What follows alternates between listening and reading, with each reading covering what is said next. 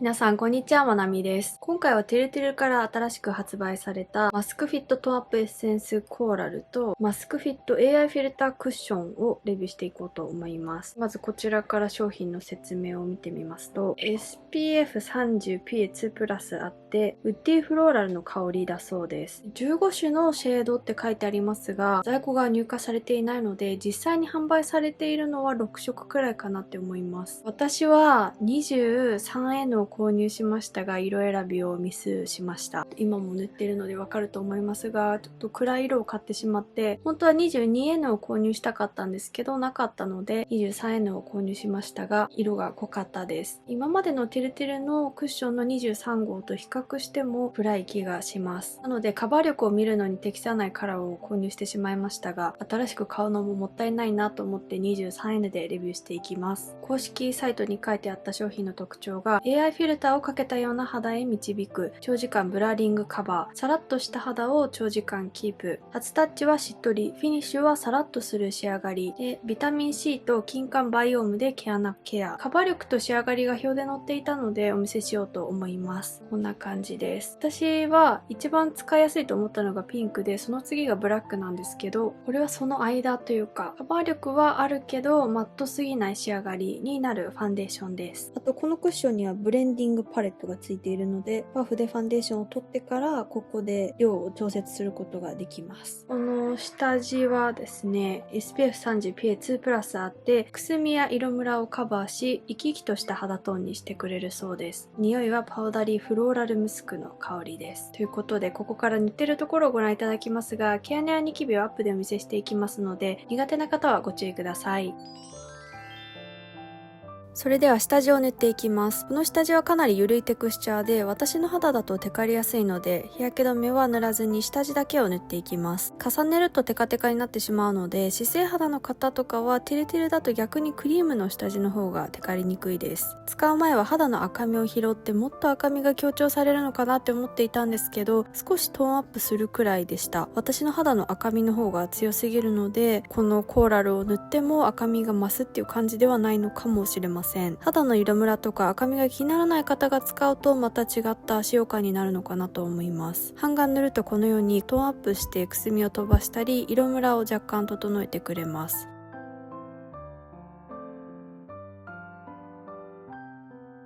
それでは反対側にも塗っていきます。これはすごく伸ばしやすいので先に顔全体に広げておいてスポンジで伸ばしていく塗り方でも固まってよれたりしないので本当に塗りやすい下地です。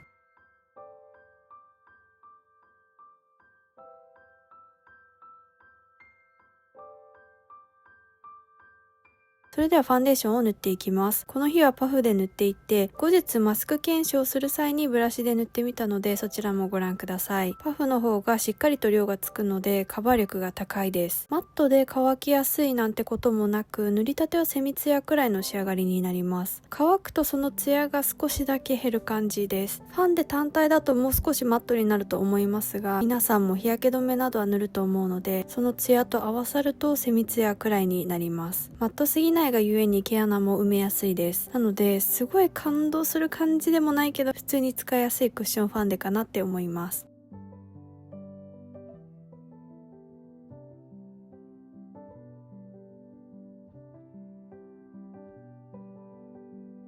ハンガーに塗ってみました。カバー力はあるなって感じたんですけどすっごい厚塗りすぎる仕上がりでもなくまあまあ綺麗だなって思います。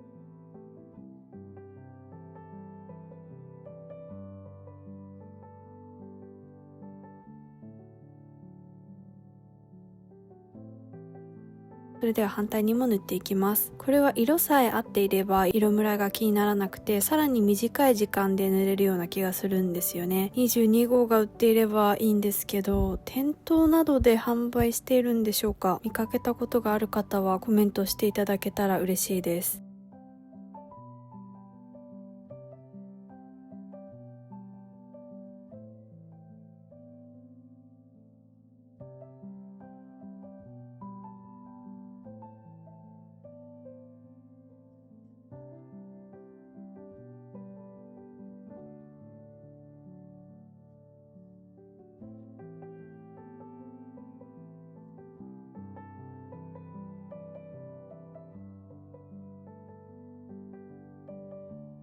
全顔に塗り終えるとこのような感じです。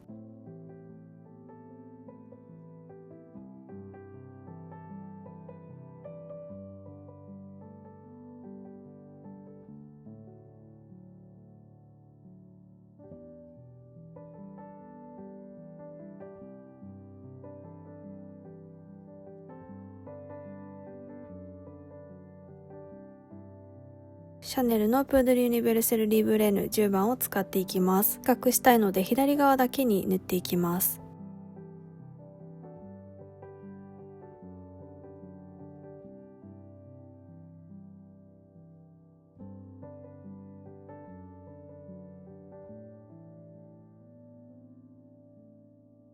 パウダーを塗り終えました。ツヤ感も少し残りつつ表面はさらっとした仕上がりで、右側よりも毛穴が目立たなくなっているので仕上がりは綺麗です。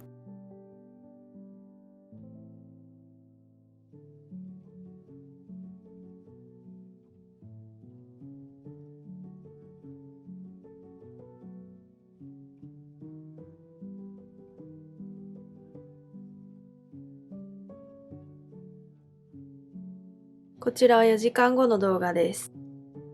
おでこはこのようにパウダーを塗った方はまださらっとしていますが、塗っていない方は皮脂がより出てきていてテカっている感じがあります。下地がかなりテカりやすいのでその影響が多いと思うんですけど、結構テカっています。頬と鼻はこんな感じです。こちらはテカテカですよね。ティッシュオフしたいなっていう感じなんですが、検証のためにまだ置いておきます。でも毛穴落ちとかよれとかはないです。で、こちら側も、やっぱりいつもテカりやすい部分はちょっとツヤっとしてきていますが、まだテカリではないかなっていう感じがします。鼻はテカり始めています。外側とかはまだサラッとしているので、4時間後でもテカリは気にならないです。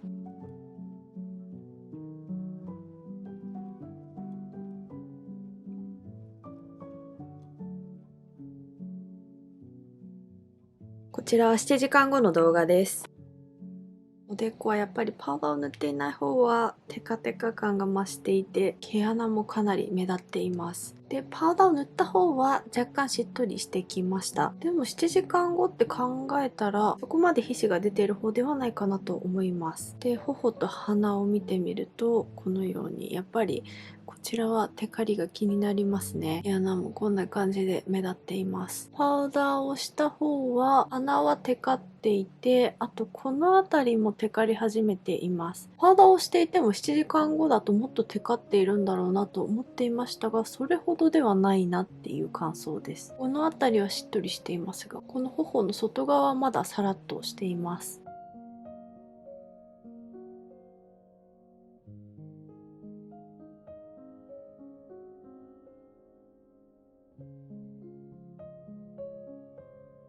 こちらは10時間後の動画です。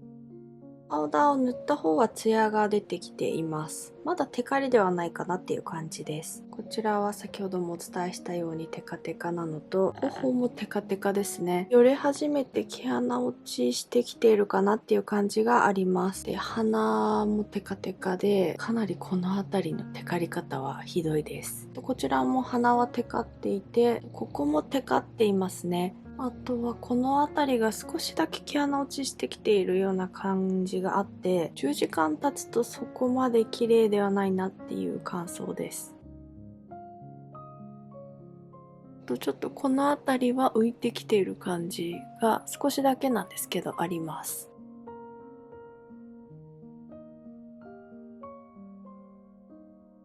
ティッシュオフをしていきます。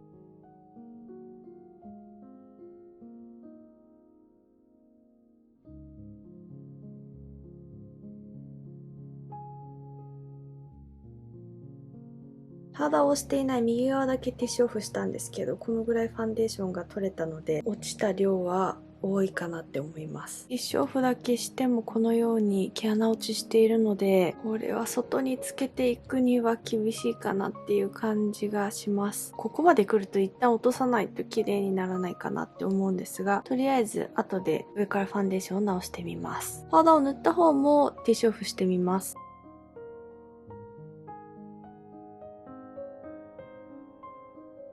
パウダーをしている方もこのくらい取れました。多い方かなっていう感じです。こちらも先ほどより毛穴落ちが目立っていたりとか、よれたりした部分はあるので、ちょっとどうかなって思います。ティッシュオフしただけで綺麗になるとかはないですね。おでこはまだ大丈夫かなっていう感じなので、毛穴とかが気にならない方だともしかしたらティッシュオフだけで元通りに綺麗になるかもしれません。顎はまあそこまで変わらないですね。ということで塗り直してみます。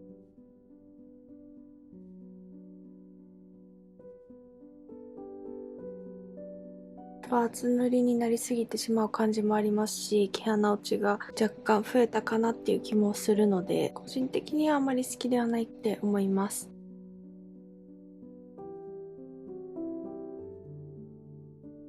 反対は塗ってもあまり変わらない気がします。毛穴落ちがひどくなってるかなっていう印象です。全然綺麗にはならなかったので、明日は下地を使わずに日焼け止めとこのファンデーションとパウダーだけで検証してみようと思うんですけど、それでも毛穴落ちしてしまったら私の肌には向いていないのかなっていう感じですね。やり直したらこのようになりました。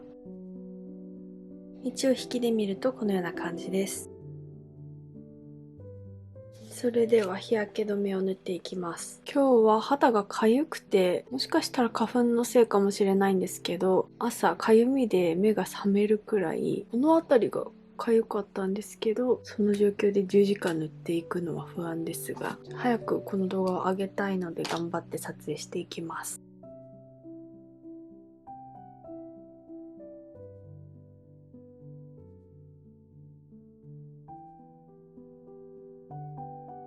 それではファンデーションを塗っていきます。今日は外出するので、どうにかシャネルのパウダーで色を明るくしていきたいと思います。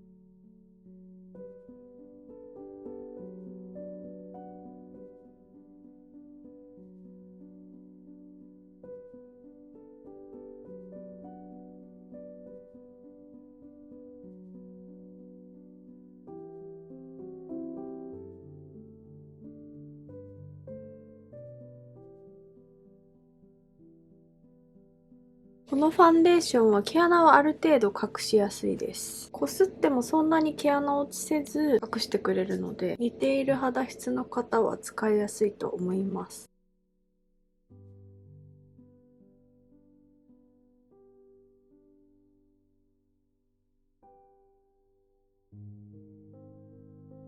色が合っていない分、濡れているところと濡れていないところの差がかなり出てしまって、ムラになっているのがわかると思うんですけど、なるべく均一になるように塗っていきます。で、カバー力なんですけど、ピンクのクッションとかなり似ている気がして、そんなにピンクよりもカバー力が低いっていう感じはあまりないです。それではパウダーを塗っていきます。やっぱりパウダーでツヤを抑えると毛穴が目立たなくなって綺麗な仕上がりになるんですよね。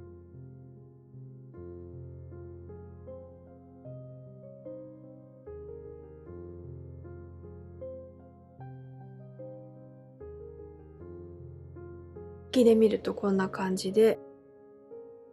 アップでお見せするとこのように毛穴もそんなに目立っていないです。これで色が合っていたらこの塗った直後の肌はとても綺麗だと思うんですけど、今日は顔の方が色が暗いですが、これで外出してきます。また10時間後も撮影しますね。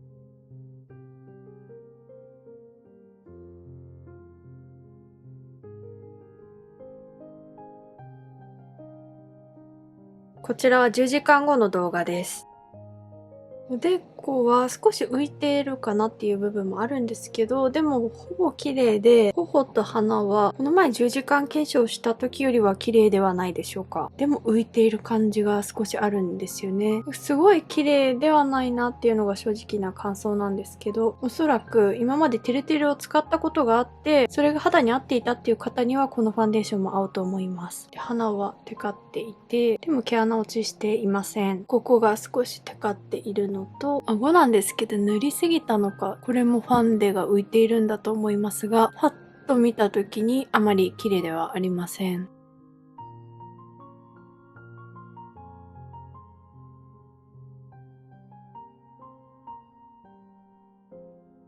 それでは日焼け止めを塗っていきます。2倍速でご覧ください。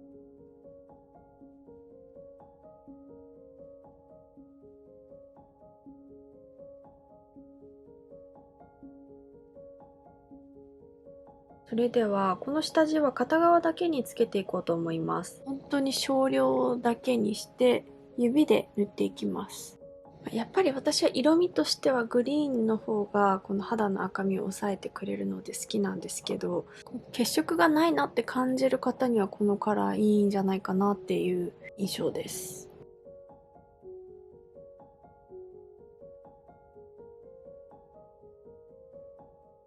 ファンデーションを塗っていきます。やっぱりマットすぎないのが毛穴を埋めやすくていいです。少しだけならこすっても毛穴落ちしないので、そこの安心感があります。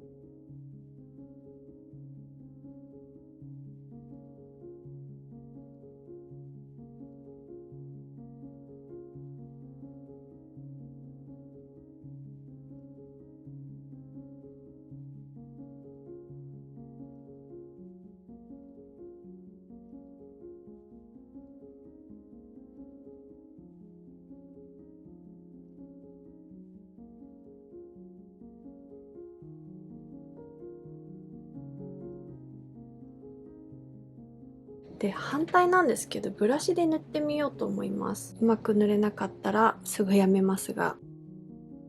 この方が薄く塗れると思うので、崩れが少なそうだなと思って、資生堂の131番のブラシで塗っています。やはりブラシの方が薄く塗れるので、塗ってる感は出にくいです。スポンジに比べたら多少ザラつきは出るかなっていう印象なんですけど、そんなにひどくもないので、私の肌でもブラシ塗りで普通に塗れるなっていう感じです。肌に合っている色であれば全然気にならないと思いますが、肌の色と少し差があるので、ブラシだとスポンジよりはムラが気になるかもしれません。パウダーまで重ねておきます。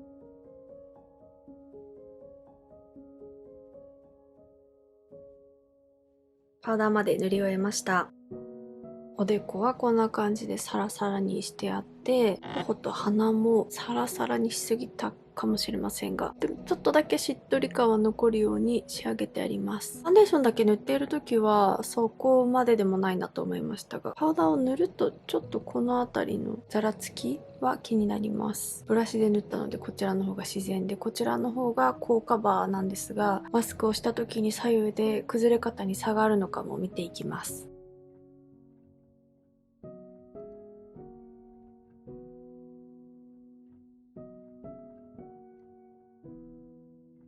こちらはマスクをつけてから4時間後の動画です。おでこはこのような感じで少しツヤっとしていますが、触るとまだサラッとしています。で、肝心の頬と鼻なんですけど、左右で差が出るかなって予想していましたが、そこまで変わりませんね。強いて言うのであれば、こちらの下地を塗っていない方はファンデーションがより剥がれている感じはありますが、でも両方とも毛穴落ちしたりしていてそんなに綺麗ではないので、どちらがいいっていうのはないです。で、ファンデーションの剥がれ方もやっぱり多いかなと思うので、私の肌にはそこまで合っていないファンデーションかなって思います。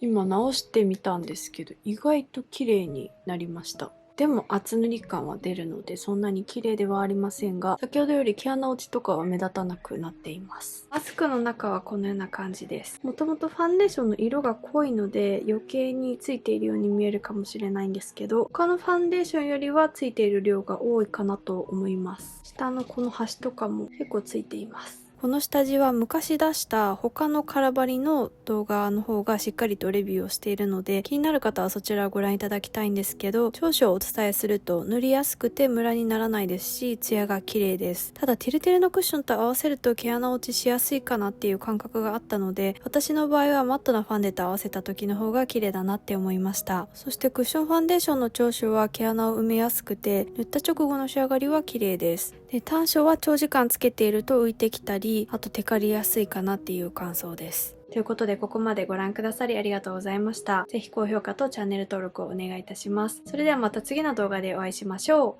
う。バイバイ。